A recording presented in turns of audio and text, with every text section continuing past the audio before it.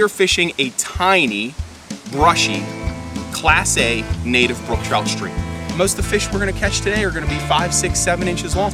We'll tell you that we are somewhere in Cameron County. Now, if you're unfamiliar with Cameron County, it's the least populated county in the state of Pennsylvania, and something ridiculous like 80% or more is public land. As inaccessible as Cameron is, if you can find your way here, the fishing in small Class A streams is spectacular. So I want to share with you what I'm using today. This fly is what I call my tan parachute. It's just a very sparsely tied tan body, tied parachute style. I use either grizzly or brown dry fly hackle on a synthetic parapost. And then the key to this fly, in my opinion, is the moose body hair tail. That moose body hair floats like a cork, and it causes this thing to ride nice and high in the water. When we're fishing broken water, little standing waves, little pieces of white water, this thing will still stay on the surface.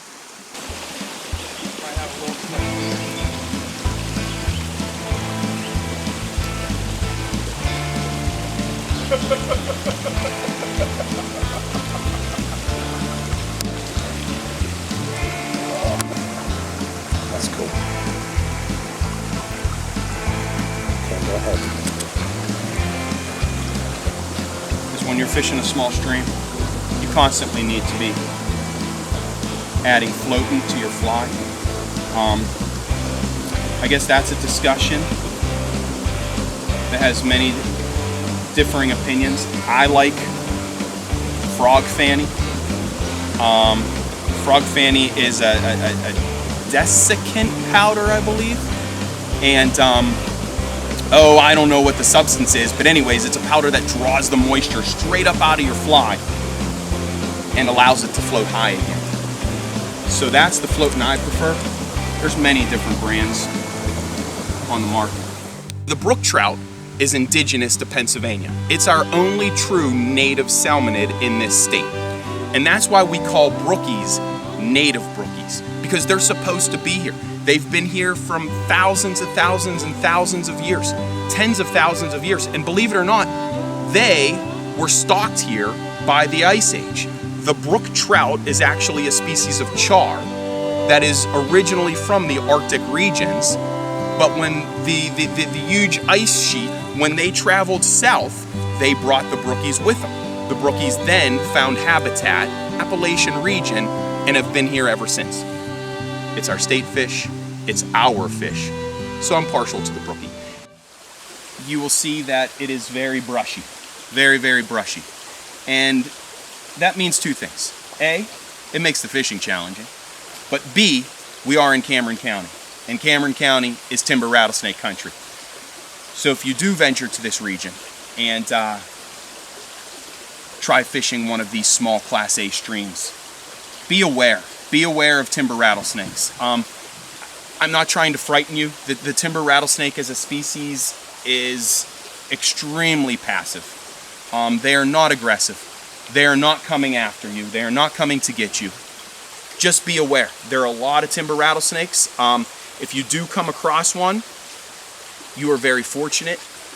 They are an absolutely beautiful and remarkable creature, and they really are a symbol of Pennsylvania wilderness.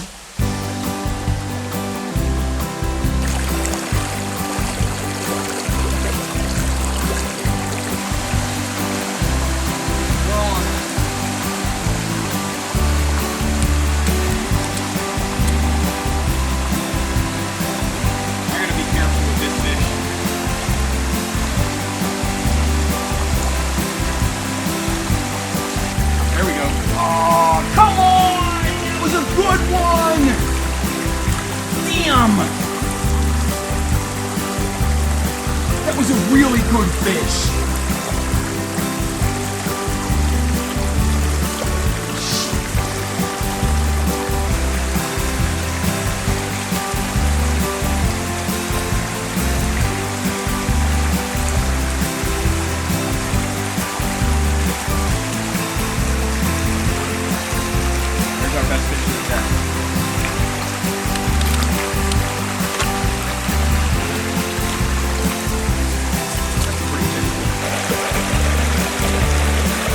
He ate that with conviction, all right?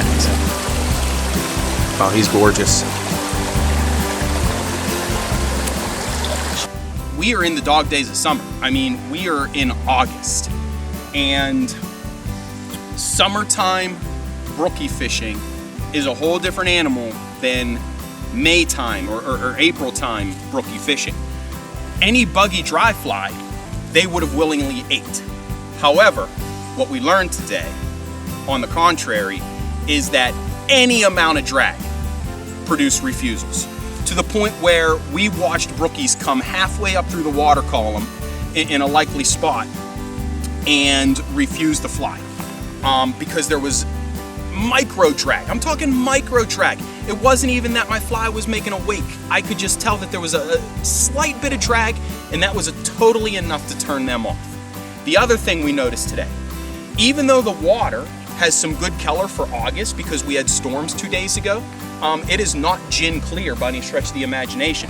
And the flow is good, and the water is damn cold. So it was a great summertime fishing day for a Class A brookie stream. But what we did learn is these fish are super cagey right now. Our approach was crucial. Anytime we remotely got close to the stream, fish scattered. Anytime we walked in the stream before casting, we put the fish down. If you're up for crawling through, chest-high weeds in snake habitat, casting over and under deadfalls, hanging off of a tree and casting from a steep bank, if you're willing to do all those things to catch a 5 or 6 inch little native jewel, then this is for you. We love it. I love it, and wouldn't trade it for the world. Friends, when Ralph invited me to film fly fishing videos with him, I was honored. I was taken aback. I'm like, dude, yeah, of course I'll do this with you. But I'm on to him.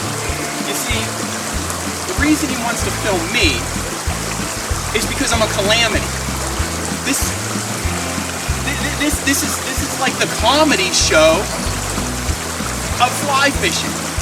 So I now understand that he's exploiting my calamities and my comedy for your viewing pleasures. All right, let's work our way up.